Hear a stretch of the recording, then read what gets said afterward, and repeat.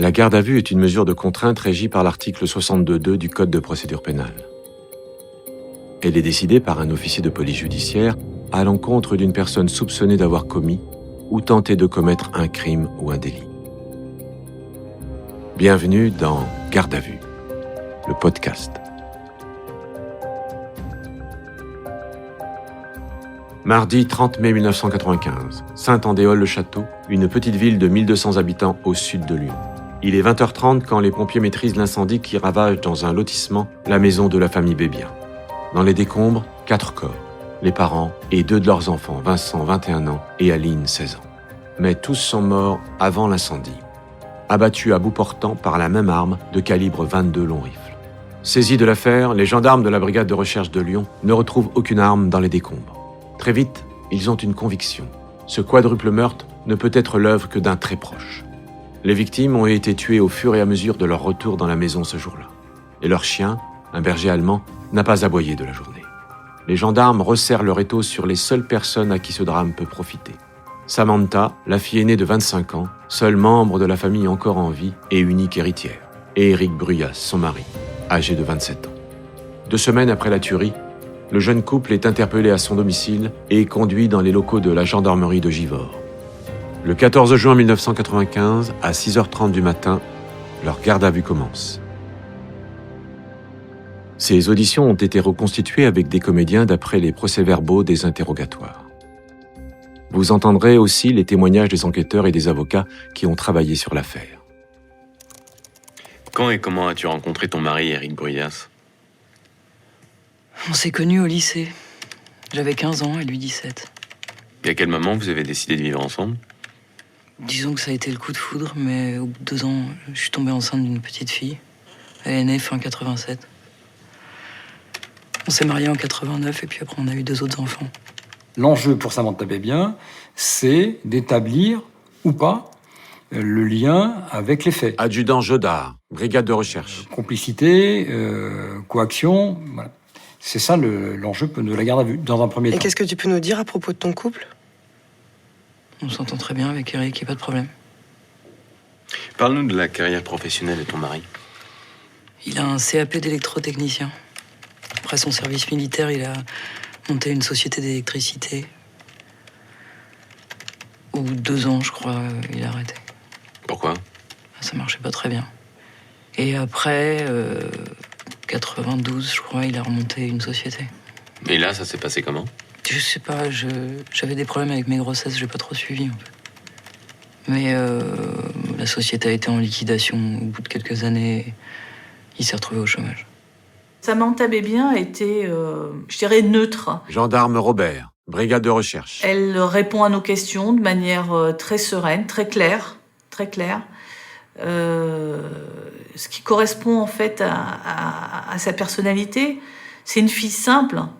On sent qu'elle est particulièrement peinée, qu'elle est très affectée bien sûr par ces décès, mais qui reste digne.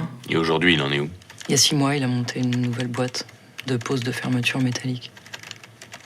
Il travaille tout seul, alors je l'aide un peu. Et il l'a financé comment, cette nouvelle société ? Comme il était au chômage, il pouvait pas avoir un prêt à la banque. Donc c'est mon père qui a emprunté 30 000 francs. On remboursait 1 500 francs par mois. Et ça marche comment ? Il y a des hauts et des bas. On a revendu notre voiture et du coup, il utilise celle de sa mère. C'est pas très florissant, dis donc. Non, mais ça va. Elle ne le savait pas, mais au final, c'est un couple qui boite. Adjudant Jodard, brigade de recherche. Sur le plan financier, l'entreprise d'Éric Bruyas ne va pas bien du tout. Il ne s'en sort pas. Il a très peu de clients. Il a des dettes, notamment vis-à-vis de Bébien père. Et il ne sait pas comment rembourser ses dettes. Ce couple semble un petit peu, je dirais, en opposition. On a une femme qui est très tournée vers ses enfants, qui vit dans son petit univers de l'appartement à ses parents. Mais ça ne va pas plus loin, elle n'a pas de réelle ambition, elle n'a pas envie d'évoluer, elle n'a pas envie non plus de se tourner vers l'extérieur, un petit peu comme si elle était confinée dans une prison. Quel est ton emploi du temps dans la journée du 30 mai ? J'ai emmené les enfants à l'école à 8h15. Je suis revenue les chercher à 11h30. On a déjeuné. Et puis je les ai ramenés à 13h20. Après, je suis revenue les chercher à 16h20 et j'ai aidé la plus grande à faire ses devoirs. Vers 6h à peu près, ils ont pris leur bain. Ça montait bien un alibi. Le fait de ne pas avoir quitté sa maison, le fait d'avoir établi ces différents déplacements à l'école notamment, correspond à la réalité. Et il paraît difficile qu'elle ait participé aux assassinats. Est-ce que tu peux signer sur toutes les pages, s'il te plaît? Les gendarmes décident de maintenir Samantha en garde à vue même s'ils ne la considèrent plus comme suspecte. Désormais, ils espèrent obtenir grâce à elle des éléments pouvant impliquer directement son mari. La garde à vue du jeune couple a démarré il y a maintenant 4 heures. À 10h30 ce 14 juin, la première audition d'Éric Bruyas commence.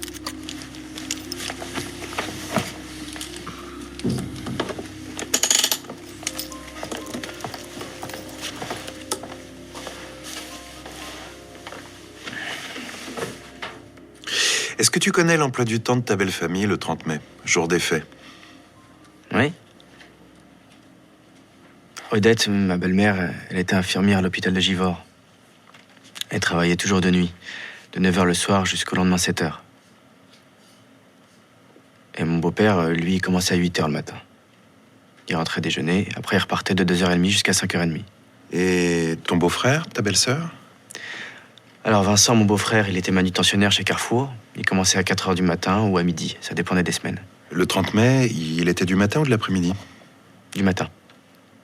Il a démarré à 4h et il est rentré vers 11h. C'était ça, ses horaires. Aline, elle a été au lycée, elle avait classe comme tous les jours. Les gendarmes de la brigade de recherche de Lyon ont reconstitué avec précision le déroulement des faits le jour du drame. Odette, la mère, a été retrouvée dans son lit avec 3 balles dans la tête. Infirmière de nuit, elle se couchait le matin en rentrant dans l'hôpital. Elle est la première victime. D'après les autopsies, le fils et le père ont été tués avant d'avoir déjeuné. Donc, dès leur retour respectif du travail, autour de midi. Enfin, Aline, la fille de 16 ans, est revenue du lycée vers 17h30. Retrouvée dans le couloir de la maison avec son cartable sur le dos, elle a été assassinée dès son arrivée. Elle est la dernière victime. L'assassin connaît parfaitement l'emploi du temps de ce jour-là des 4 membres de la famille. Adjudant Chavant, section de recherche. Et Éric Bruyas le connaît parfaitement. C'est un homme qui est précis, circonstancié, méticuleux. Gabriel Versini, avocat d'Éric Bruyas. Il faut savoir. Ou alors, on est trop précis, ou alors on ne l'est pas assez. Trop précis, on est coupable. Pas assez précis, on est aussi coupable. Et tu peux nous parler un peu de ton emploi du temps le 30 mai?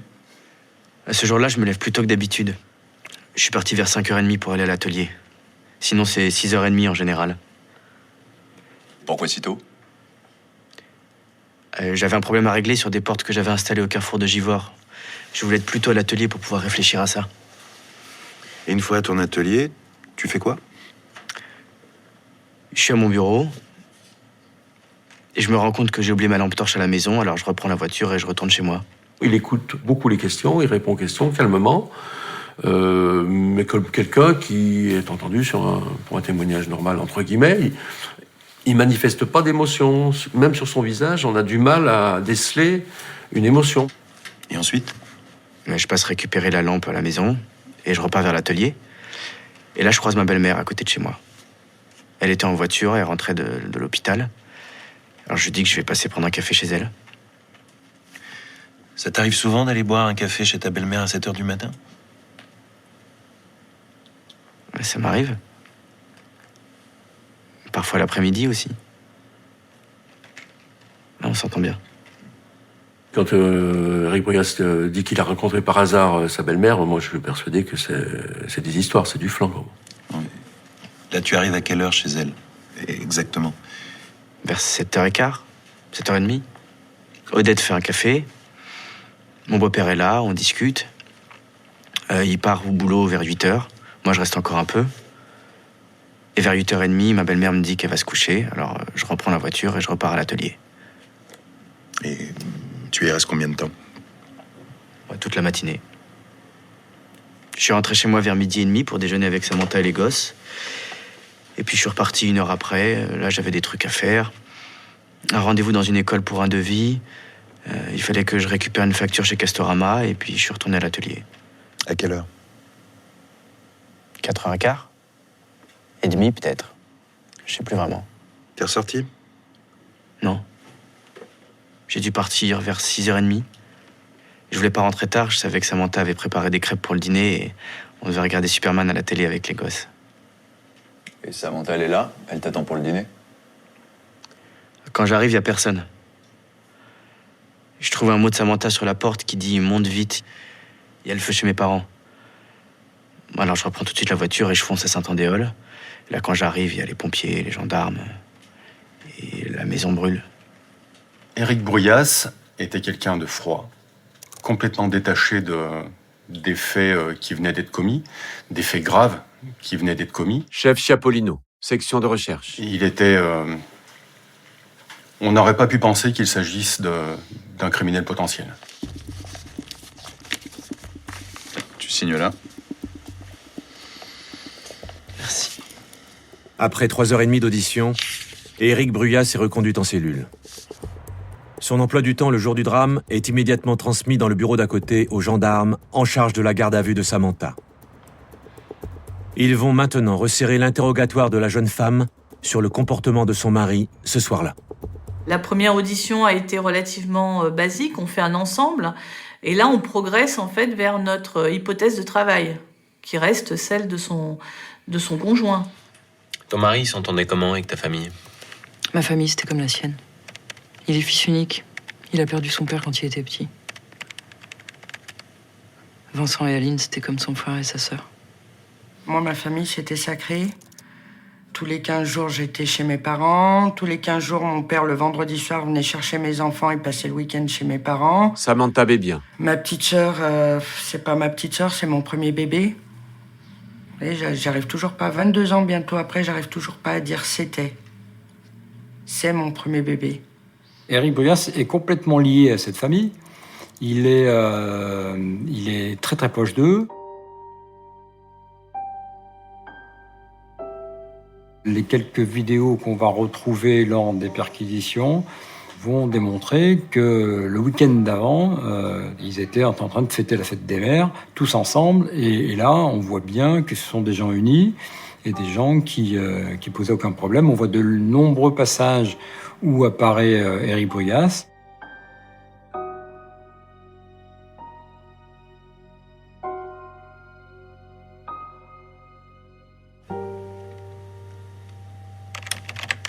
Le 30 mai au soir, comment tu apprends qu'il y a le feu dans la maison de tes parents? J'étais chez moi, vers 7h moins le quart. J'ai eu un coup de téléphone des voisins de mes parents. Ils m'ont dit que la maison de mes parents était en feu et qu'ils n'arrivaient pas à les joindre. J'ai mis un mot sur la porte à Eric et je suis partie chez mes parents. Et ensuite? Je suis arrivée à Saint-Andéol. La maison était en feu. Eric était déjà là. Et c'est plus tard que vous avez appris tous les deux le drame? Oui. Vers 8h30, les gendarmes sont venus me dire qu'ils avaient retrouvé 2 corps. Mes parents. Je sentais que mon frère était mort aussi. Je le sentais, je sais pas pourquoi. Aline, ma sœur, j'espérais trop. Elle, c'était mon bébé. Et puis ils l'ont retrouvé aussi. Ton mari, il a réagi comment? On est rentrés tard chez nous. On a pleuré tous les deux dans notre chambre. Samantha vit ce moment très difficilement avec son mari, et pour elle, Éric Bruyas est un mari aimant, un mari très proche de ses enfants, et qui est au-delà de tout soupçon. Tu t'es pas demandé s'il jouait la comédie? Mais pourquoi vous dites ça? À ton avis, est-ce que ton mari pourrait être capable de commettre un crime pareil? Non mais ça va pas ou quoi?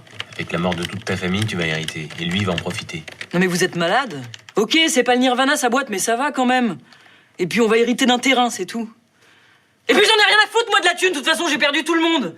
Toi, oui. Mais Eric, Pourquoi il aurait fait ça? Et puis ils étaient tout pour lui, il a personne à part sa mère. Tu n'as aucun doute? Non. Si j'en avais, je vous le dirais. Jamais je le défendrais si je savais qu'il avait tué ma famille. Jamais. On se rend compte que qu'elle ne ment pas, qu'elle est très pragmatique, qu'elle reste sur son idéal dans un premier temps, qui est celui de son mari, celui du père de ses enfants, et qu'en aucun cas, cet homme-là ne peut faire de mal à sa famille. Les 2 premières auditions de Samantha n'apportent pas d'éléments accréditant une implication de son mari. Elle reste convaincue de son innocence. Garde à vue est un podcast coproduit par Initial Studio et WhatsApp Film à partir de la série documentaire 48 heures, produite par WhatsApp Film et France Télévisions et réalisée par Mathieu Belghiti et Frédéric Lantieri. Production exécutive du podcast, Initial Studio. Production éditoriale, Sarah Koskiewicz et Mandy Lebourg. Montage, Camille Legras.